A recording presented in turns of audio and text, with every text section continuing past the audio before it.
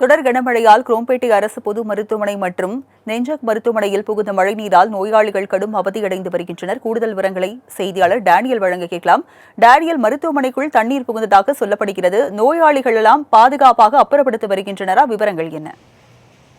நிச்சயமாக ராஜலட்சுமி, சென்னை புறநகர் பகுதியில காலை முதலே கனமழை பெய்து வருகிறது. இந்த நிலையில குரோம்பேட்டை பகுதி அரசு பொது மருத்துவமனை மற்றும் நெஞ்சக மருத்துவமனை செயல்பட்டு வருகிறது. கனமழை காரணமாக பொது மருத்துவமனை மற்றும் தளத்தில் இருக்க தண்ணீர் புகுந்ததால நோயாளிகள் கடும் அவதி அடைந்து வருகின்றனர். குறிப்பாக குரோம்பேட்டை பகுதியில் உள்ள நெஞ்சக நோய் மருத்துவமனைக்கு செல்லும் பாதையில் முழங்கால் அளவிற்கு தண்ணீர் தேங்கியுள்ளது. இதனால் நோயாளிகள் மற்றும் நோயாளிகளுடன் தங்கியிருக்கும் உறவினர்கள் மருத்துவமனைக்கு உள்ளே வரவும் வெளியே செல்லவும் கடும் அவதி அடைந்து வருகின்றன. வாகனங்கள் நீரில் நிறைந்தவாறு வெளிவந்து கொண்டிருக்கிறதை நம்மால் பார்க்க முடிகிறது.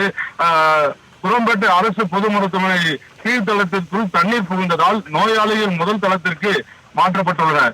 அருகில் உள்ள புதிய கட்டிடத்திற்கும் மாற்றப்பட்டுள்ளதாக தகவல் தெரிவிக்கின்றனர்.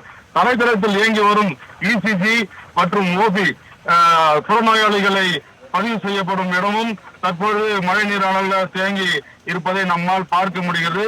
நோயாளிகள் மழை நீரில் நடந்து சென்று சோதனை செய்து அறிக்கைகளை பெற்று வருவதாகவும் கூறப்படுகிறது.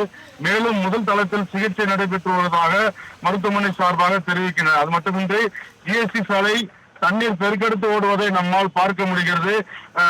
இதனை குரோம்பேட்டை காவல் ஆய்வாளர் ராஜசேகர் தலைமையில அந்த மழைநீர் ஜிஎஸ்டி சாலையில ஓடுகிற மழைநீர் அரசு மருத்துவமனைக்குள் உள்ளே செல்லாமல் இருப்பதற்கு மண்மூட்டையை வைத்து போலீசார் அடுக்கி வருவதை நம்மால் பார்க்க முடிகிறது.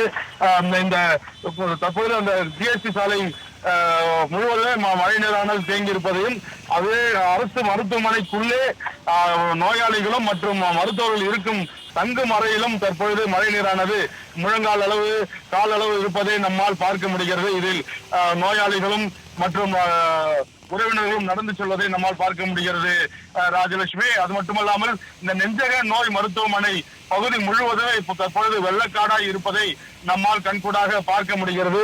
எனவே நோயாளிகளை பார்க்க வரும் உறவினர்களும் தற்பொழுது கடும் அவதிக்குள்ளாகி வருகின்றனர். இந்த அரசு மருத்துவமனை சாலையிலிருந்து சுமார் ஒரு 6 அடி பள்ளத்தில் இருப்பதால் இது போல ஒவ்வொரு மழை நேரங்களிலும் இந்த மழை நீரானது இந்த அரசு மருத்துவமனை உள்புகுந்து நோயாளிகள் மற்றும் மருத்துவர்கள் கடும் பாதிப்புக்குள்ளாகி வருகின்றனர். இந்த மழை நீர் ஜிஎஸ்டி சாலையிலிருந்து மழை நீர் வந்து உள்ளே போகாமல் இருப்பதற்கு குரோம்பேட்டை ஆய்வாளர் ராஜசேகர் தலைமையில் தற்பொழுது மண்மூட்டைகளை அடுக்கி வருவதை நம்மால் பார்க்க முடிகிறது. அதேபோல் அரசு மருத்துவமனை உள்ளே முகப்புலையும் மண்மூட்டைகளை வைத்து அடுக்கி வருகின்றனர். எனவே இந்த தாம்பரம் அரசு மருத்துவமனை முற்றிலும் வெள்ளக்காடாய் இருப்பதை நம்மால் கண்கூடாக பார்க்க முடிகிறது ராஜலட்சுமி. விவரங்களை வழங்கியதற்கு நன்றி டேனியல்.